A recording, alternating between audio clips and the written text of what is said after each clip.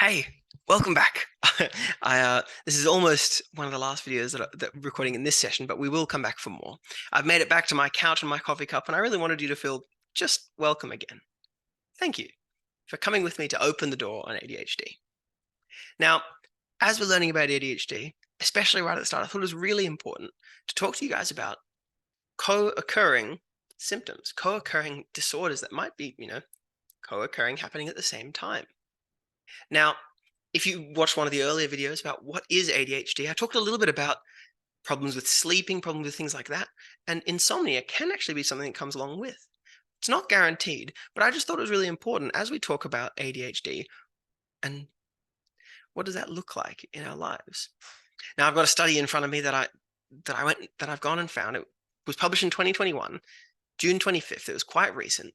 And talk about ADHD and its co-occurring diseases in a population-based sample. They found 30,000 kids, and they went and looked at how many kids have ADHD, how many kids have other different things, and it was really, really important to show that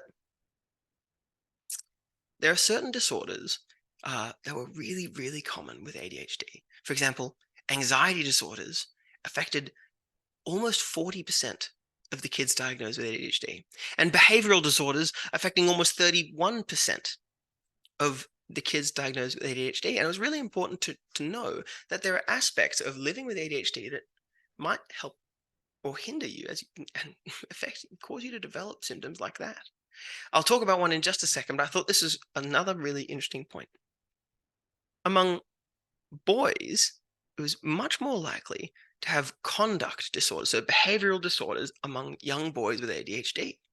Whereas among girls, it was much more likely to have mood and anxiety disorders along with their ADHD. Now that's just for your information. I hope you can think about that and think about how can you look after your son or daughter as they're dealing with ADHD.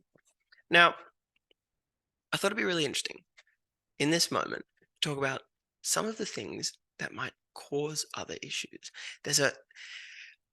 Over the course of my thinking about ADHD and my learning about ADHD, there's a wonderful resource by a guy called, it's a fun YouTube channel. His name's Healthy Gamer GG. And that sounds absolutely silly, and you're thinking, oh, go away. Now, this guy, he goes by Dr. K. He's a psychiatrist. He's really well trained. He's got a massive library of all sorts of things to do with all sorts of different disorders. Now, for the first time, I heard him describe a phenomenon, particularly with people with ADHD, where you might have a problem relating to someone because you can't hear them, you can't process what they're saying, you can't remember what's going on with their life. And now that's a one-day issue. I don't remember what you said to me today, and I'm sorry about that. But if that happens every single day in a row, suddenly you think, Abraham, you're not listening to me. You don't care about me as a friend. And you might say, well, actually, I don't want to be friends with you, Abraham. Now, again, this is a long-term thing. This is not a right now, we're talking, we're having a great time. But maybe over the course of growing up, maybe over the course of schooling, where you're hanging out with people every day in and day out, they might go, oh, I actually don't want to hang out with that person. And so there's a really observable experience of young children struggling with relationships because of their ADHD, struggling to connect with other people because of their ADHD, and then feeling isolated. And one of the co-occurring conditions, comorbidities, is actually that's where a lot of the anxiety and depression comes from. That is seen with ADHD.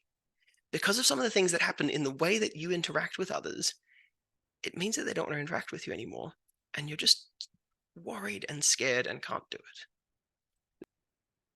I've just edited this onto the end, because I'd stopped at a very odd point.